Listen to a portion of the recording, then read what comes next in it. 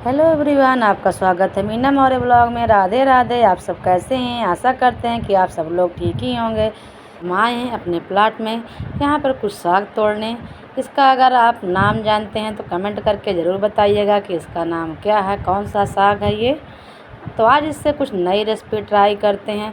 आज मैं सबसे पहले सुबह उठकर आई, देखी तो घर पर कुछ नहीं था नाश्ता बनाने के लिए। तो बाहर निकल के आई, देखी तो मुझे दिख गए बहुत ही अच्छे अच्छे पत्ते थे। मैंने सोचा लाओ इसको तोड़ लेती हूँ और कुछ इससे नया बनाती हूँ।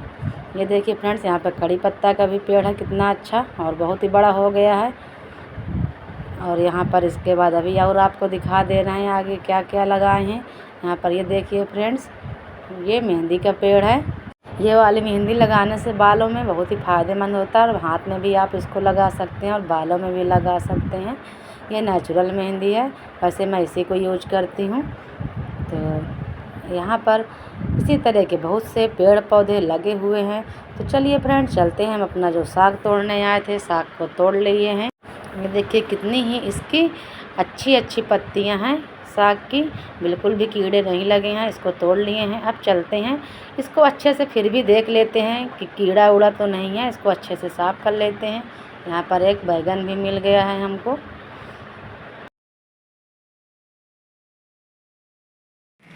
चलिए चलते हैं, अब इसको हम धुल करके बनाते हैं। मिलते हैं आपसे फिर से थोड़ी देर बाद। से एक एक हम साफ़ कर ले रहे हैं। इस तरह इसमें कीड़ा भी देख ले रहे हैं, साथ साथ इसको हम एक एक निकाल लेंगे।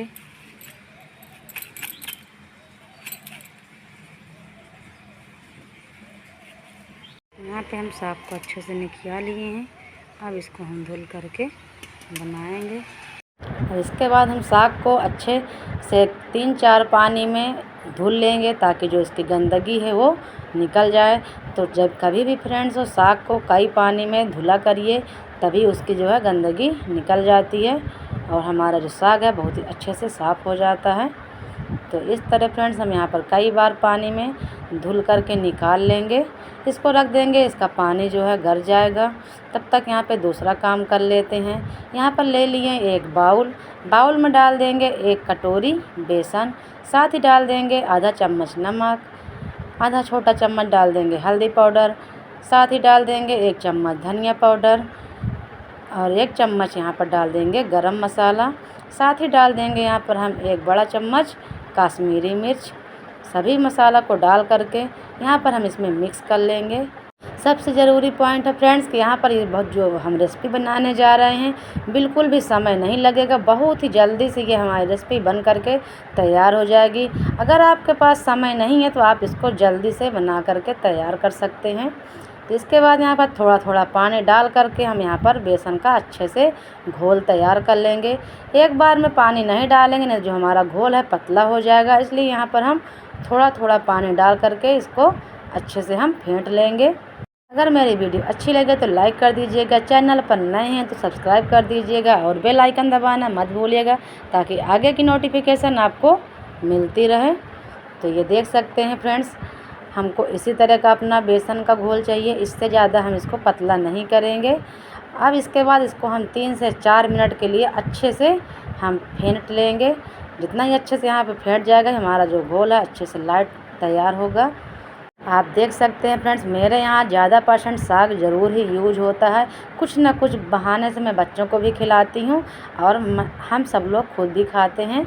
तो इसी तरह फ्रेंड्स, अगर घर पर बच्चे नहीं खाते हैं साग तो आप इस तरह की कुछ ना कुछ चीज़ें साग की बना दीजिए।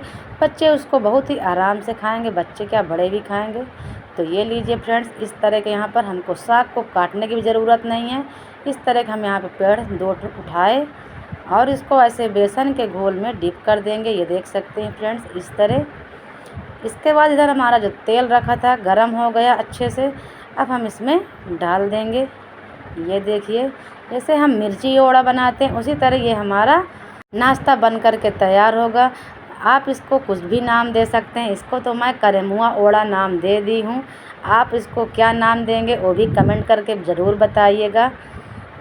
तो ये देखिए फ्रेंड्स, यहाँ पे इसको हम अच्छे से गोल्डन ब्राउन होने तक इसको पका लेंगे यहाँ पर। और बहुत ही क्रिस्पी, बहुत ही टेस्टी ये नाश्ता बन के तैयार होता है। ना तो यहाँ पर काटने का झंझट है, ना तो इसको ज़्यादा देर तक वेट करने का झंझट है। बस इसको आप बेसन को घोल तैयार करिए, 5 मिनट में आप ये नाश्ता तैयार कर लेंगे। साग को करेमुआ का साग कहा जाता है, नाड़ी का साग भी कहा जाता है। हर जगह लोग इसको अलग अलग नाम से जानते हैं। आपके यहाँ इसको किस नाम से जानते हैं वो भी कमेंट करके बताइएगा। तो देख सकते हैं फ्रेंड्स, हमारा कितना अच्छा नाश्ता गोल्डन ब्राउन होने तक पक गया है। अब हम इसको यहाँ पर निकाल ले रहे हैं। ये देखिए कितना अच्छा इसका कलर आया है। इसी के साथ हम यहाँ पर जो और बाकी हमारा बचा हुआ है साग, उससे हम और बना ले रहे हैं। ये देखिए फ्रेंड्स, कितना ही आसान है बनाना और कितना ही कम समय में ये बन के तैयार हो रहा है। यहाँ पर इसको देख सकते हैं। तो ये लीजिए, यहाँ पे दूसरे बैच के भी हम डाल दिए हैं। इसी तरह जितने भी हम यहाँ पर हैं सभी को छान लेंगे। फ्रेंड्स, अगर मेरी मेहनत तनी से भी आपको अच्छी लग रही है तो वीडियो को ज़रूर से ज़रूर लाइक कर दीजिएगा, क्योंकि वीडियो बनाने में बहुत ही मेहनत लगती है, आप लोगों को पता ही होगा। तो ये लीजिए फ्रेंड्स, यहाँ पर हमारे करेमुआ ओड़ा बन कर के तैयार हो गए हैं। ये देखिए टेस्टी और स्वादिष्ट। इसको हम सर्व करें हैं टमाटर और धनिया की चटनी के साथ। तो आप इसको किसी भी चटनी के साथ खा सकते हैं, बहुत ही क्रिस्पी हैं। चलिए इसको हम आपको आवाज़ भी सुना दे रहे हैं। ये देखिए है ना कितना क्रिस्पी।